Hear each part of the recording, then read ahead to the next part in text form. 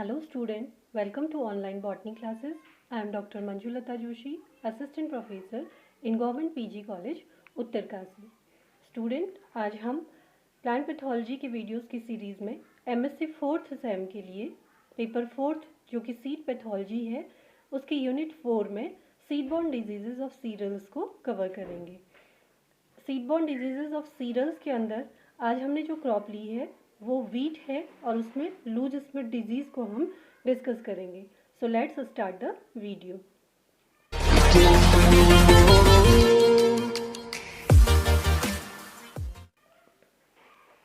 Disease का नाम loose smut है। इसका कॉजल ऑर्गेनिज्म है अस्टिलागो ट्रिटिसाई। ये फॉर्मली किस नाम से जाना जाता था? Ustilago nuda tritici. बाद में इसमें से नूडा को हटा दिया गया और इसका कॉजल ऑर्गेनिज्म का जो नाम है वो है अस्टिलागो ट्रिटिसी। ये एक इंटरनली सीड बॉर्न डिजीज़ है। सीड बॉर्न डिजीजेज दो तरह की होती हैं, इंटरनली सीड बॉर्न और एक्सटर्नली सीड बॉर्न। अब इंटरनली और एक्सटर्नली सीड बॉर्न डिजीजेज में डिफरेंस जानना ज़रूरी है। तो इंटरनली जो सीड बॉर्न डिजीजेज होती हैं उसमें जो फंगस का माइसीलियम है वो किसके अंदर ग्रो करता है? सीड के एम्ब्रियो के अंदर डेवलप करता है और लंबे समय तक ये सॉइल में परसिस्ट रह सकता है। उसके बाद फिर जब हम क्रॉप को शो करते हैं तो इसमें ये सिम्टम्स दिखाई देने लगते हैं।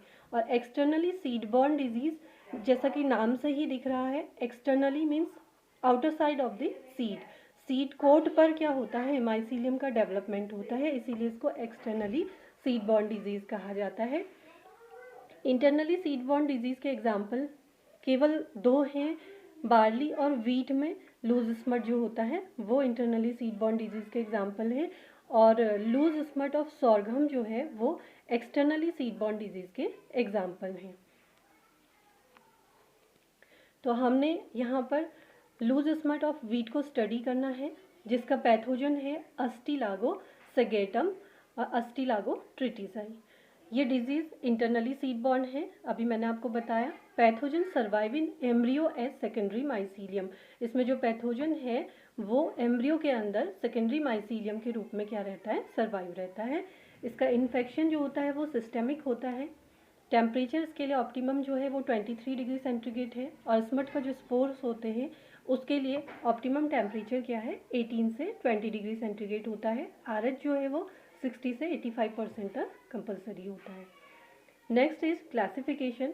क्लासिफिकेशन कहीं पर भी बहुत ज़्यादा इंपॉर्टेंट है। इससे छोटे छोटे क्वेश्चंस आपसे वाइवा में भी पूछे जा सकते हैं या एग्जाम में भी क्लासिफिकेशन एक क्वेश्चन के फॉर्म में आ सकता है।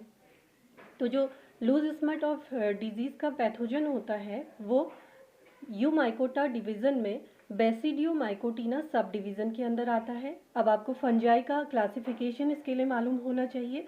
फंजाई को क्या किया गया है? 5 डिविजन्स में डिवाइड किया गया है। बेसिडियोमाइकोटिना, एस्कोमाइकोटिना, ड्यूटेरोमाइकोटिना, जाइगोमाइकोटिना और मेस्टिगोमाइकोटिना। तो जिसमें से बेसिडियोमाइकोटिना के अंदर ये पैथोजन आता है और उसके ऑर्डर अस्टिलेजिनेल्स के अंदर इसको रखा गया है। अस्टिलेजिनेल्स और यूरिडेनेल्स जो है वो दो ऑर्डर हैं जिनमें कि जो स्मट डिजीजेस का स्टडी किया जाता है वो अस्टिलेजिनेल्स के अंदर किया जाता है और जो रस्ट डिजीजेस होती हैं वो यूरिडेनेल्स के अंदर स्टडी किए जाते हैं। जीनस इसका अस्टिलागो है, स्पीसीज सेगेटम है और फंजाई स्पीसीज जो है वो ट्रिटिसाई है। नेक्स्ट इसका स्पोर का डायग्रामेटिक रिप्रेजेंटेशन यहाँ पे किया गया है। Spore of Ustilago segetum. अगला है इसका सिम्टम्स। सिम्टम्स बहुत इंपॉर्टेंट होते हैं। किसी भी डिजीज़ को आइडेंटिफाई हमें सिम्टम्स के बेस पर ही करना होता है। Symptoms can seen at the time of emergence of panicle. इसके जो सिम्टम हैं वो जब पैनिकल का इमरजेंस होता है उस समय दिखाई देते हैं। पैनिकल क्या होता है? पैनिकल को बोलते हैं मच ब्रांच इन्फ्लोरेसेंस या इसको कंपाउंड स्पाइक भी कहते हैं। ये सिंपल ना होकर क्या होता है? ब्रांच्ड होता है। ठीक है, इसको पैनिकल कहा जाता है। तो जब पैनिकल का इमरजेंस होता है उस समय सिम्टम इसमें देखने को मिलते हैं। Powdery black powdery mass are characteristic symptom of disease. तो हम कैसे पहचानेंगे कि लूज स्मट की डिजीज़ हुई है वीट में? तो इसमें क्या होता है, जो स्पाइकलेट होता है उसमें ब्लैक पाउडरी मास अपेयर होने लगता है। जो ब्लैक कलर होता है वो किसके कारण होता है? ब्लैक कलर्ड स्पोर्स के कारण ये कलर इसमें होता है। Spores are blown by wind and infect healthy plant. तो जो क्रॉप में इन्फेक्शन होता है वो कैसे होता है? थ्रू एयर होता है। जो स्पोर्स हैं वो हवा के द्वारा उड़कर दूसरे हेल्दी प्लांट में चले जाते हैं और उन्हें इन्फेक्ट कर देते हैं। Earlier emergence of infected panicle than healthy plant. पहले क्या होगा? इन्फेक्टेड पैनिकल इमर्ज होगा और वो फिर क्या करता है? हेल्दी प्लांट को भी इन्फेक्ट कर देता है। Black colour mass blow by wind left only naked rachis. जो ब्लैक कलर का पाउडरी मास होता है वो क्या होगा? विंड से ब्लो हो जाएगा, उड़ जाएगा और क्या रह जाता है? केवल नेकेड रैकेस ही बचा रह जाता है। अब रैकेस क्या होता है? रैकेस किसे कहते हैं? Main axis of compound structure either leaf or flower. जो फ्लावर या लीफ का कंपाउंड स्ट्रक्चर है उसकी जो मेन एक्सेस होती है उसे क्या कहा जाता है? रैकेस कहा जाता है, जिस पर कि क्या है? स्पाइकलेट ग्रो हो रहा है। तो उसमें क्या हो गया? ब्लैक कलर का पाउडरी मास अपेयर हो गया जो कि विंड से उड़ जाता है और केवल क्या रह जाती है? रैकेस ही वहाँ पे लेफ्ट रह जाती है।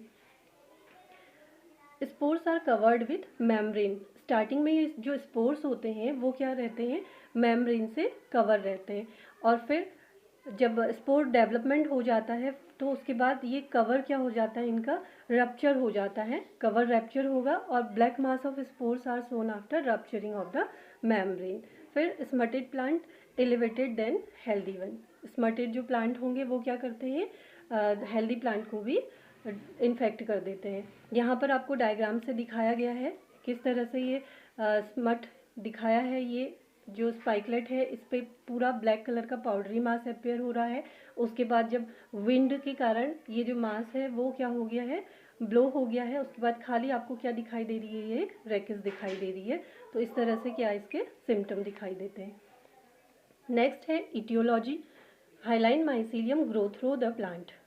जो हाइलाइन माइसीलियम है वो क्या करता है? प्लांट में, पूरे के पूरे प्लांट में ग्रो करता है। The mycelium cell transformed into spherical teliospore. उसके बाद माइसीलियम क्या होता है? टीलियोस्पोर में कन्वर्ट हो जाता है। माइसीलियम आप लोग सभी जानते हैं एग्रीगेशन ऑफ हाइफी है, यानी कि हाइफी जब कलेक्ट हो जाता है लार्ज अमाउंट में उसको क्या कहा जाता है? माइसीलियम कहा जाता है। फिर माइसीलियम क्या होगा? टीलियोस्पोर में कन्वर्ट हो जाएगा। नेक्स्ट उसके बाद teliospore germinated and form basidium. Basidium क्या होते हैं? बेसिडियम में बेसिडियो स्पोर बनते हैं। ये कप शेप्ड स्ट्रक्चर होते हैं जिसके अंदर बेसिडियो स्पोर्स ग्रो करते हैं। लेकिन एक चीज़ यहाँ पर बहुत इम्पॉर्टेंट है, लूज स्मट ऑफ वीट में जब हम इसकी लाइफ साइकिल स्टडी कर रहे हैं तो यहाँ पर बेसिडियम के अंदर बेसिडियो स्पोर्स का फॉर्मेशन नहीं होता है। बेसिडियो स्पोर नहीं बनेंगे, सीधे ही क्या होगा? बेसिडियम जो होगा वो हाइफा में कन्वर्ट हो जाता है। उसके बाद बेसिडियम से क्या बनते हैं? Cells of basidium germinate and produce uninucleate hyphae या हैप्लॉइड हाइफी कहेंगे। It fuses to form dikaryotic mycelium. तो इस तरह से ये एक इसकी लाइफ साइकिल का सिंपल फॉर्म भी हो गया। सबसे पहले माइसीलियम है, उसके बाद टीलियोस्पोर्स हैं, फिर बेसिडियम है, बेसिडियम से हैप्लॉइड हाइफी होता है और फिर वो हैप्लॉइड हाइफी क्या करता है? अगेन माइसीलियम को फॉर्म कर देता है। तो यही यहाँ पे डिजीज साइकिल के अंदर हमने स्टडी करना है। देखिए, सर्वाइव एज डोरमेंट माइसीलियम इन इन्फेक्टेड कर्नाल। जो डोरमेंट माइसीलियम है वो इन्फेक्टेड कर्नाल के अंदर क्या करता है? सर्वाइव करता है। Next, mycelium activate and grow through young seedlings. जब यंग सीडलिंग अपेयर होंगी तो फिर ये माइसीलियम क्या करेगा? ग्रो करेगा। Mycelium infect all spikelet of air. जो उसकी एयर है उसके सारे स्पाइकलेट को क्या कर देता है? माइसीलियम इन्फेक्ट कर देता है। Mycelium then transformed into teliospore. Mycelium से फिर क्या बन गए? टीलियोस्पोर बन गए। अगेन फिर maturation of teliospore, spores released and blown by air to healthy plant. जो टीलियोस्पोर है वो क्या हो जाते हैं? विंड के द्वारा ब्लो हो जाते हैं और हेल्दी प्लांट को क्या करते हैं? इन्फेक्ट करते हैं। यहाँ पर एक चीज़ और ध्यान रखनी है, इसमें जो प्राइमरी इनोकुलम है वो आपका माइसीलियम होता है और जो सेकेंडरी इनोकुलम होता है वो टीलियोस्पोर होता है। नेक्स्ट फिर क्या होगा? टीलियोस्पोर हेल्दी प्लांट को इन्फेक्ट कर रहे हैं। Black colour mass blowing by wind left only naked rachis. फिर क्या होता है, जो ब्लैक कलर का मास है वो विंड के थ्रू ब्लो हो जाता है और केवल क्या दिखाई देता है, नेकेड रैचेस दिखाई देता है। सर्वाइव एज डोरमेंट, सॉरी, इसके बाद क्या होगा, देखिए बेसिडियम फॉर्म बाय टीलियोस्पोर। अब टीलियोस्पोर के बाद फिर किसका फॉर्मेशन होता है, बेसिडियम का फॉर्मेशन होता है। बेसिडियम से फिर हैप्लॉइड हाइफी बन जाते हैं। ये मैंने आपको पहले भी बताया कि यहाँ पर बेसिडियम में बेसिडियोस्पोर्स का फॉर्मेशन नहीं होता है, सीधे ही बेसिडियम क्या कर देता है, हैप्लॉइड हाइफी में कन्वर्ट हो जाता है। This haploid hyphae fuse to form dikaryotic mycelium. Haploid hyphae से फिर क्या बन जाएगा, डाइकैरियोटिक माइसीलियम डेवलप हो जाएगा। Mycelium enter in flower through young ovary wall. फिर माइसीलियम क्या होता है, ओवरी वॉल के थ्रू क्या हो जाता है, फ्लावर में एंटर कर जाता है। Mycelium become inactive and remain dormant in kernel. अब जो माइसीलियम डेवलप हो गया है वो क्या करेगा, डोरमेंट कंडीशन में कैरनाल के अंदर पड़ा रहता है। जब फेवरेबल कंडीशंस आती हैं तो फिर क्या होगा, dormant mycelium germinate in favourable condition and start cycle.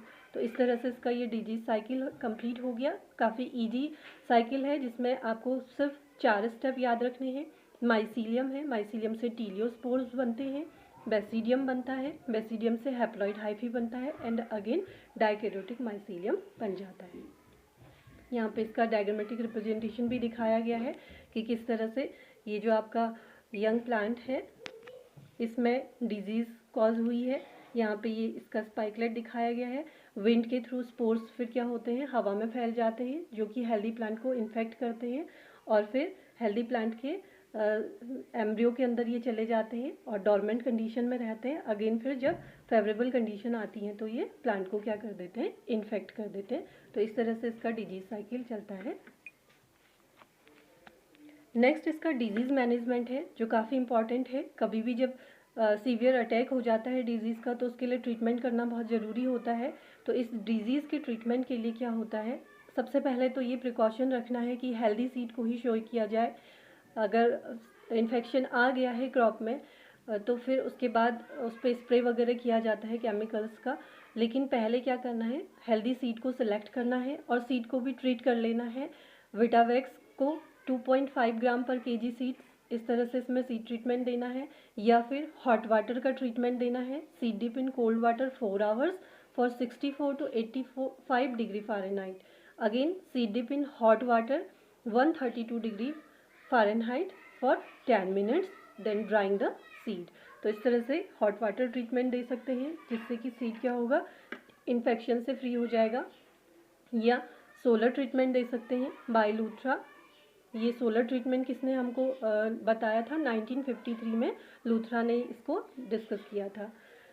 In May and June, मई और जून के महीने में क्या किया जाता है, seed dip in cold water 8 to 12 o'clock 4 hours के लिए, seed drying in sunlight 12 to 4 o'clock 4 hours के लिए। ये जो ट्रीटमेंट में टाइम ड्यूरेशन और टेम्परेचर है ये काफ़ी इंपॉर्टेंट होता है। अगर इसमें थोड़ा भी चेंजेस हम कर देते हैं तो हमारा सीड ट्रीटमेंट प्रॉपर नहीं हो पाता है। तो इस तरह से आज हमने लूज स्मट ऑफ वीट को डिस्कस किया था।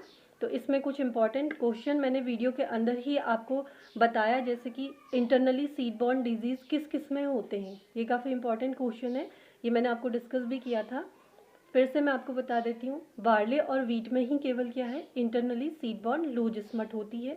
अगला एक और चीज़ आया था यहाँ पे, रैकिस क्या होता है, ये भी इंपॉर्टेंट चीज़ है, एग्जाम में पूछा जा सकता है आपसे, वाइवा में पूछा जा सकता है। तो main axis of compound structure either leaf or flower is called rachis. तो ये आज की वीडियो में इतना ही। Thanks for watching.